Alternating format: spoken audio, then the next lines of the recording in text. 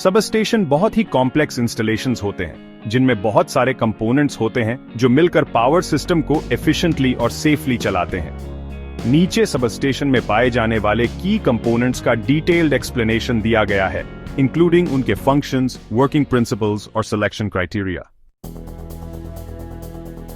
Transformer substation का दिल होता है जो वोल्टेज लेवल्स को ऊपर या नीचे करने के लिए जिम्मेदार होता है। ट्रांसफार्मर के प्रकार: power transformers, high voltage transmission और डिस्ट्रीब्यूशन के लिए। डिस्ट्रीब्यूशन ट्रांसफार्मर्स, एंड यूजर्स तक लो वोल्टेज डिस्ट्रीब्यूट करने के लिए। इंस्ट्रूमेंट ट्रांसफार्मर्स, इसमें करंट ट्रांसफार्मर्स यानी सीटीज और वोल्टेज ट्रांसफार्मर्स यानी वीटीज मेजरमेंट और प्रोटेक्शन के लिए होते हैं। Working principle: transformer electromagnetic induction के सिद्धांत पर काम करते हैं। इनमें प्राइमरी और सेकेंडरी वाइंडिंग्स होती है जो एक मैग्नेटिक कोर के चारों ओर लिपटी होती है। जब ऑल्टरनेटिंग करंट प्राइमरी वाइंडिंग से बहती है तो यह एक मैग्नेटिक फील्ड क्रिएट करता है जो सेकेंडरी वाइंडिंग में वोल्टेज इंड्यूस करता है। की स्पेसिफिकेशंस: रेटेड पावर एमवीए में मैक्सिमम पावर है जो ट्रांसफार्मर हैंडल कर सकता है। फिर हमारे पास वोल्टेज रेशियो है जो प्राइमरी और सेकेंडरी वोल्टेज का रेशियो है, जैसे कि 132 किलोवोल्ट से 33 किलोवोल्ट। इंपेडेंस: यह ट्रांसफार्मर की शॉर्ट सर्किट करंट्स को हैंडल करने की क्षमता बताता है। और अंत में कूलिंग मेथड जो ओनएन ऑयल नेचुरल एयर नेचुरल या ओनएफ ऑयल नेचुरल एयर फोर्स्ड वगैरह हो सकता है। सिलेक्शन क्राइटेरिया की बात करें तो आपको ट्रांसफार्मर का रेटेड पावर और वोल्टेज रेशियो सबस्टेशन की रिक्वायरमेंट से मैच करना होगा। साथ ही अपनी ऑपरेशनल नीड्स के हिसाब से एफिशिएंसी, इंपीडेंस और कूलिंग मेथड्स पर ध्यान दें। सर्किट ब्रेकर पावर सिस्टम को फॉल्ट से प्रोटेक्ट करने के लिए क्रिटिकल होते हैं। सर्किट ब्रेकर के प्रकार: SF6 circuit breakers arc quenching के लिए सल्फर हेक्साफ्लोराइड गैस का यूज करते हैं। वैक्यूम सर्किट ब्रेकर्स आर्क को बुझाने के लिए वैक्यूम यूज करते हैं। और oil circuit breakers arc quenching medium के रूप में तेल का यूज करते हैं। वर्किंग प्रिंसिपल: सर्किट ब्रेकर ओवरकरेंट्स या शॉर्ट सर्किट्स का पता लगाते हैं और अपने कॉन्टैक्ट्स को खोलकर करंट फ्लो को इंटरप्ट करते हैं।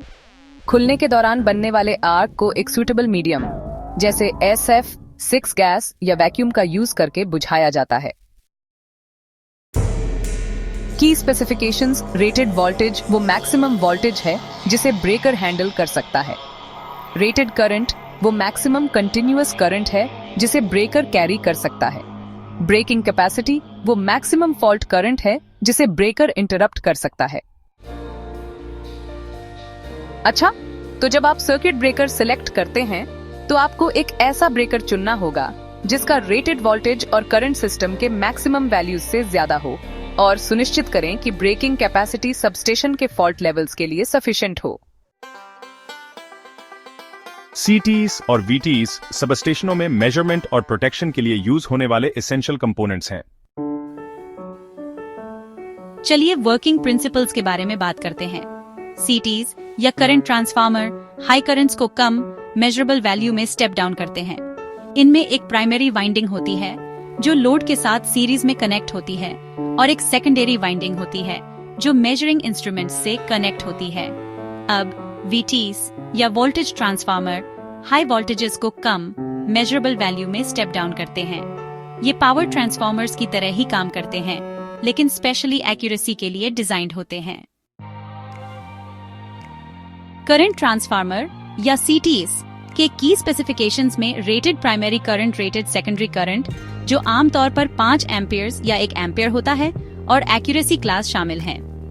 वोल्टेज ट्रांसफार्मर या वीटीज के लिए की specifications rated primary voltage, rated secondary voltage आमतौर पर 110 वोल्ट्स या 120 वोल्ट्स और एक्यूरेसी क्लास हैं।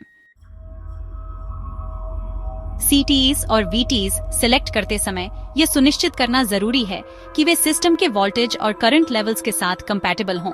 साथ ही मीटरिंग और प्रोटेक्शन एप्लीकेशंस दोनों के लिए अप्रोप्रिएट एक्यूरेसी क्लासेस चुनना इंपॉर्टेंट है। लाइटनिंग अरेस्टर, जिन्हें सर्ज अरेस्टर्स भी कहा जाता है, सबस्टेशन को लाइटनिंग या स्विचिंग की वजह से होने वाले वोल्टेज सर्जेस से प्रोटेक्ट करते हैं। Lightning arrester high voltage surges को जमीन पर डाइवर्ट करते हैं, जिससे इक्विपमेंट पर वोल्टेज लिमिट हो जाता है। इनमें एक नॉन लिनियर रेजिस्टर होता है जो हाई वोल्टेजेस पर कंडक्टिव हो जाता है।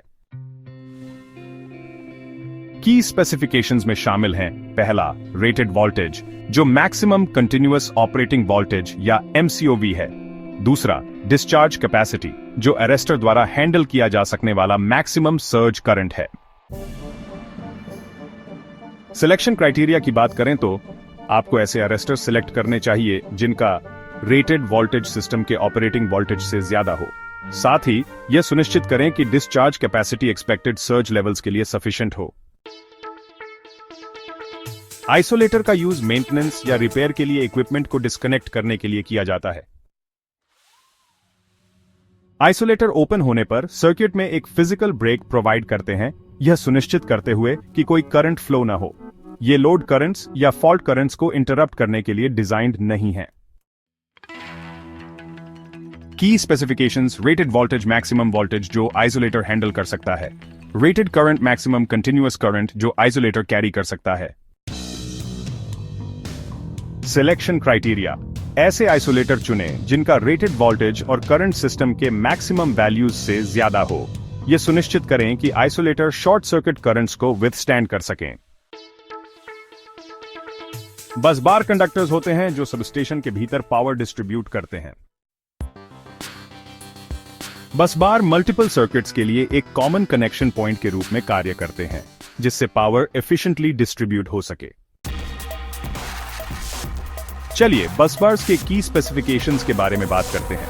पहला, मटेरियल, यह कॉपर या एल्यूमिनियम हो सकता है।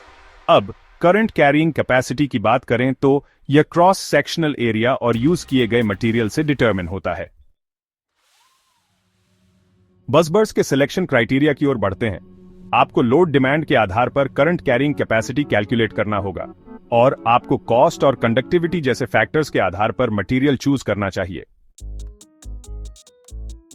अब रिलेज और प्रोटेक्शन डिवाइसेस के बारे में बात करते हैं। रिलेज क्रूशियल हैं क्योंकि ये फॉल्ट्स का पता लगाते हैं और सर्किट ब्रेकर्स को सिग्नल्स भेजते हैं, जो फिर फॉल्टी सेक्शन को आइसोलेट करते हैं। रिलेज के प्रकार: ओवर करंट रिलेज ज्यादा करंट से प्रोटेक्ट करते हैं। डिफरेंशियल रिलेज ट्रांसफॉर्मर्स या जनरेटर्स में इंटरनल फॉल्ट्स से प्रोटेक्ट करते हैं। डिस्टेंस रिलेज इंपीडेंस को मेजर करके ट्रांसमिशन लाइंस को प्रोटेक्ट करते हैं। वर्किंग प्रिंसिपल रिलेज करंट और वोल्टेज जैसे इलेक्ट्रिकल पैरामीटर्स को मॉनिटर करते हैं और अगर एबनॉर्मल कंडीशंस डिटेक्ट होती हैं तो सर्किट ब्रेकर को ट्रिप करते हैं। की स्पेसिफिकेशंस: ऑपरेटिंग टाइम ब्रेकर को ट्रिप करने में लगने वाला टाइम है। सेंसिटिविटी मिनिमम फॉल्ट करंट है जिसे रिले डिटेक्ट कर सकता है। रिले सिलेक्ट करते समय प्रोटेक्शन स्कीम जैसे ओवर करंट या डिफरेंशियल प्रोटेक्शन के आधार पर चूज करना क्रूशियल है। साथ ही यह सुनिश्चित करें कि रिलेज करंट ट्रांसफॉर्मर्स और वोल्टेज ट्रांसफॉर्मर्स के साथ कंपैटिबल हों। कैपेसिटर और रिएक्टर पावर सिस्टम्स में एक वाइटल रोल निभाते हैं। इनका यूज पावर फैक्टर करेक्शन और वोल्टेज स्टेबलाइजेशन के लिए किया जाता है। कैपेसिटर एनर्जी को स्टोर और रिलीज करते हैं, जो पावर फैक्टर को इंप्रूव करने में हेल्प करता है। दूसरी ओर रिएक्टर करंट फ्लो को लिमिट करते हैं, जिससे वोल्टेज लेवल स्टेबलाइज होते हैं। ठीक है, तो चलिए कैपेसिटर्स और रिएक्टर्स के की स्पेसिफिकेशंस के बारे में बात करते हैं। कैपेसिटर्स के लिए ध्यान में रखने वाले main specifications rated voltage, capacitance और रिएक्टिव पावर हैं, जिन्हें अक्सर kVAR में मेजर किया जाता है। रिएक्टर्स की बात करें तो इंपॉर्टेंट स्पेसिफिकेशंस में रेटेड वोल्टेज, इंडक्टेंस और करंट शामिल हैं। कैपेसिटर्स और रिएक्टर्स के सिलेक्शन क्राइटेरिया की ओर बढ़ते हैं। सबसे पहले आपको पावर फैक्टर करेक्शन के लिए required reactive power compensation calculate करना होगा। साथ ही यह सुनिश्चित करना क्रूशियल है कि अगर सिस्टम में हार्मोनिक डिस्टॉर्शंस मौजूद हैं तो कंपोनेंट्स उन्हें हैंडल कर सकें। अब कंट्रोल पैनल्स और SCADA सिस्टम्स के बारे में बात करते हैं। ये सबस्टेशन ऑपरेशंस की मॉनिटरिंग और कंट्रोलिंग के लिए एसेंशियल हैं। ये रियल टाइम डेटा प्रोवाइड करते हैं और पूरे सबस्टेशन के एफिशिएंट मैनेजमेंट के लिए अलाउ करते हैं। ठीक है, तो चलिए वर्किंग प्रिंसिपल्स के बारे में जानते हैं। कंट्रोल पैनल्स ये लोकल कंट्रोल के लिए रिलेज, मीटर्स और स्विचेस रखते हैं। दूसरी ओर स्कैडा सिस्टम्स ये सेंसर्स, कम्युनिकेशन सिस्टम्स और सॉफ्टवेयर का यूज करके रिमोट मॉनिटरिंग और कंट्रोल प्रोवाइड करते हैं। की स्पेसिफिकेशंस की ओर बढ़ते हैं। हमारे पास इनपुट आउटपुट मॉड्यूल्स हैं जो सेंसर्स और एक्चुएटर्स को कनेक्ट करने के लिए एसेंशियल हैं। फिर कम्युनिकेशन प्रोटोकॉल्स हैं जैसे IEC 61850 और मॉडबस आदि। अब सिलेक्शन क्राइटेरिया की बात करें तो आपको सबस्टेशन के लिए रिक्वायर्ड ऑटोमेशन के लेवल को डिफाइन करना होगा। साथ ही कंपैटिबल कम्युनिकेशन प्रोटोकॉल्स वाले SCADA सिस्टम्स चूज करना क्रूशल है। सबस्टेशन में प्रत्येक कंपोनेंट पावर सिस्टम के एफिशिएंट और सेफ ऑपरेशन को एंश्योर करने में एक वाइटल रोल निभाता है।